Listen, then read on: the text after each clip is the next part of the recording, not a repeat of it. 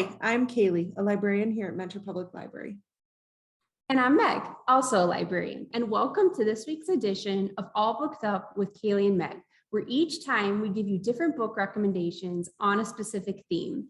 So today we are going to be looking at books that put us in the mood for Halloween. So we've already this month looked at some horror reads, some cozy mysteries, but today we're just going to be looking at any book that just gives us those Halloween spooky, kind of creepy vibes. Definitely creepy vibes on my end. Yeah. And all of the books that we're going to talk about today are available for you here at the library, as well as online with your library card for free with Libby and Hoopla. All right, Meg, what's your first Halloween read? So my first Halloween read, I gotta go with a classic with a little bit of a remix. I'm doing Frankenstein, obviously the classic Halloween book by Mary Shelley, but illustrated by Junji Ito, who is a titan in the world of horror manga.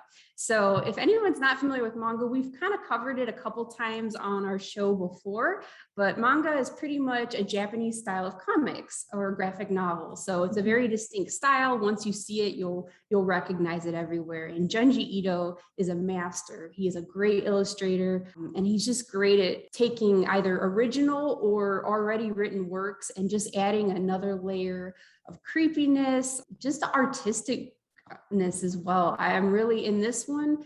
There's so many like shadows and shadings that really add an atmosphere to this already great work and make you just want to turn the page and see how he's going to illustrate the monster, Dr. Frankenstein, and all the other characters. So really interesting for that reason. Also just seeing classic Victorian like era story in this style, just so interesting to look at.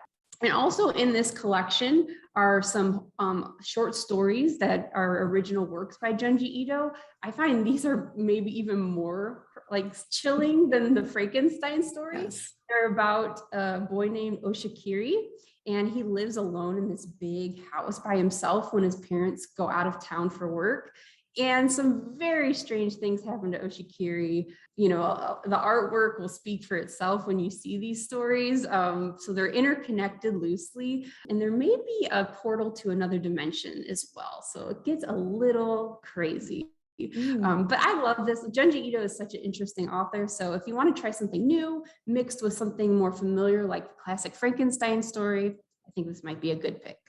Excellent. Yeah, I really do like those sort of reinterpretations of books that we know and love. As you know, we've talked about a few retellings of stories, but even like taking the classic story and adapting it to a new format like graphic novel, I'm sure that it adds different things to it. I know that you lose some, but I feel like having a visual just can only help with something like that, like Frankenstein. Absolutely. What about you? What's your next one? Okay, so I actually picked a graphic novel too. I think that there are a good number of like creepy graphic novels out there, which I found I have already talked about some of my favorites. But I have discovered this newer one, came out last year, the first volume, called Something is Killing the Children. And this is 100% an adult graphic novel. You know, it's a little graphic at times. This is by James Tynion IV and illustrated by Werther Dell'Edera. And this book starts off with James, who is the only kid left alive when his friends at a slumber party were torn apart in the woods by a monster. Nobody believes that there was a monster, and James has been under some sort of big suspicion since then that he knows more than he's telling.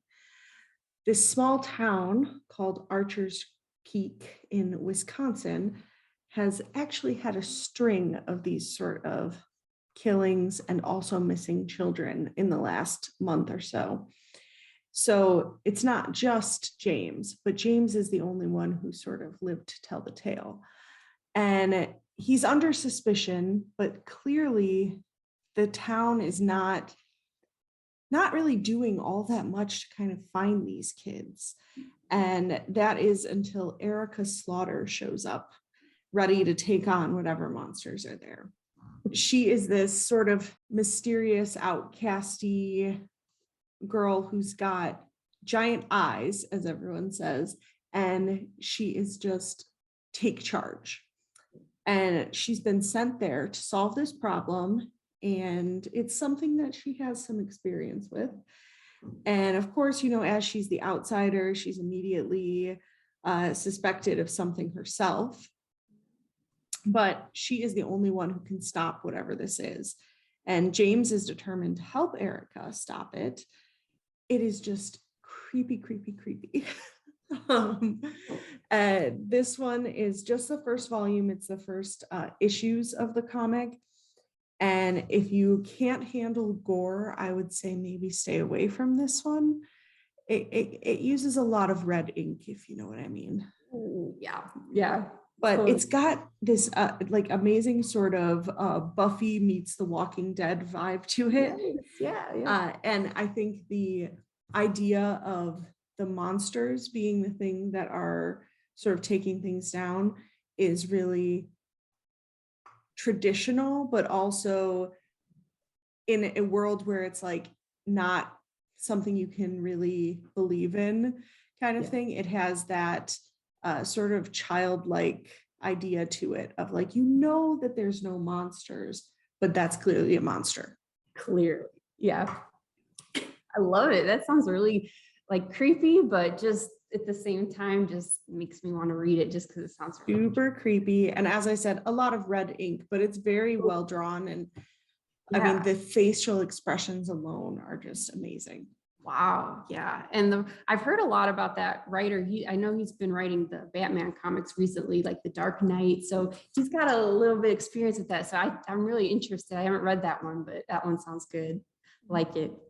So mine, now when I think Halloween, obviously it's creepy, there's scary, but there's also the mysterious. So my mind goes to Sherlock Holmes and mysteries like that. So I found this really cool, kind of interactive book called Murder Most Puzzling, 20 Mysterious Cases to Solve by Stephanie von Reiswitz. So this is a cool collection of about 20 mysteries where there's illustrations, and it's about each one is about a different mystery that you have to try and put on your thinking cap and try to figure out yourself. Obviously, you can go back and cheat at the end, but don't do that because this is going to be a great experience if you stick with it.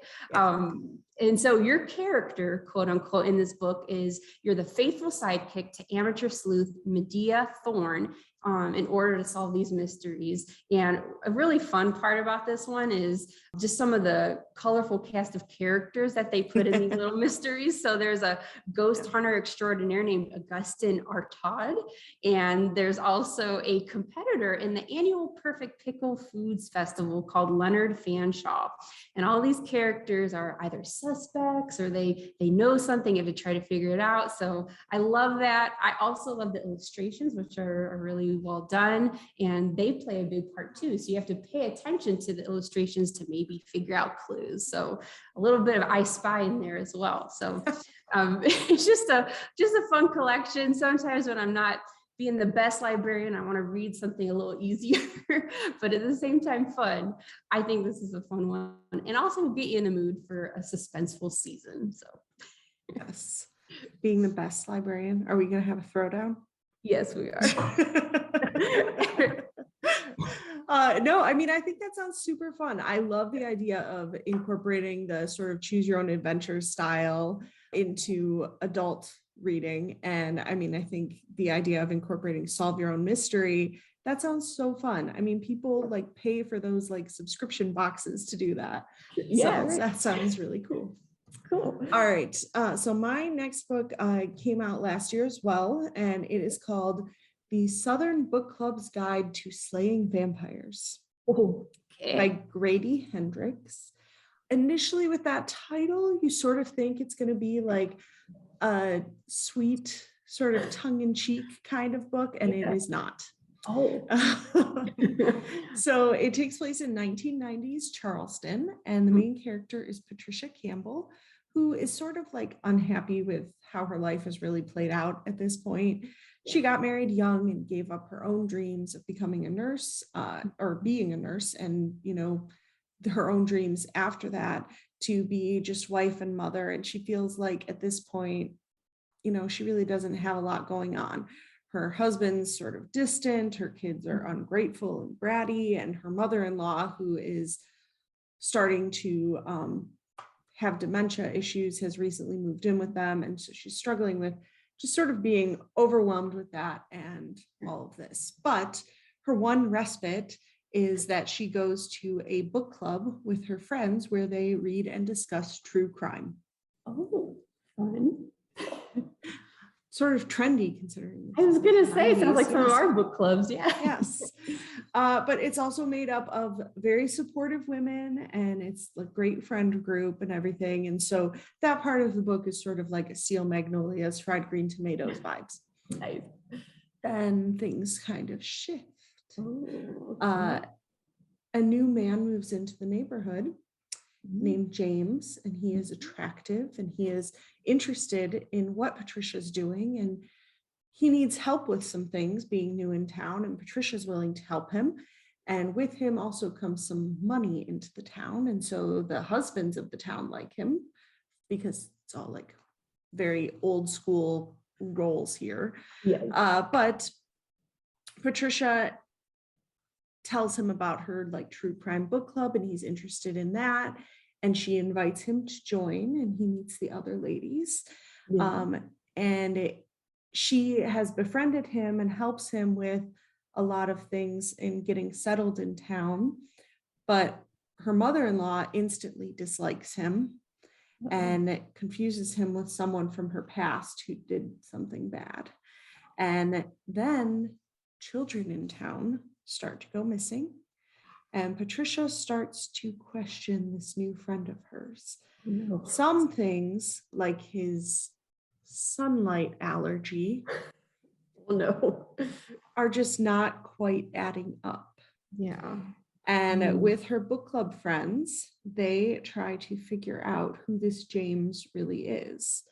And the husbands are very against questioning James in any way, but on their own, these ladies are trying to take down the evil that they have invited into their homes. No.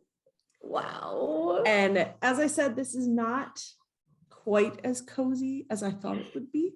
Right. Is in fact kind of gross at times, and it got a little gory.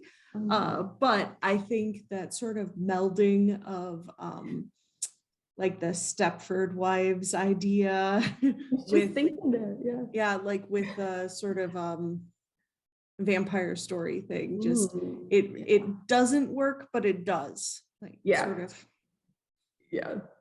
blends together. Right.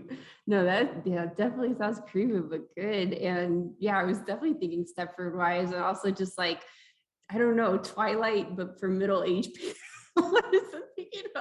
But like, like middle-aged people. It just sounds really fun. I read a review of this that said it was like Sookie Stackhouse, the True Blood, but for an older age group kind of. Right. Yeah. So no, that sounds good, man. I love it. Anytime you can get a little bit of creepy this season is good. So yes, and I think we definitely have selected some that could bring up some creepiness. Yes. All right. Thank you guys so much for joining us for this edition of All Booked Up with Cailey and Meg. We hope you found some inspiration for the spooky Halloween season. Enjoy your Halloween, be safe, and hope you guys have a great day. Yes. Happy reading with the lights on. Yes.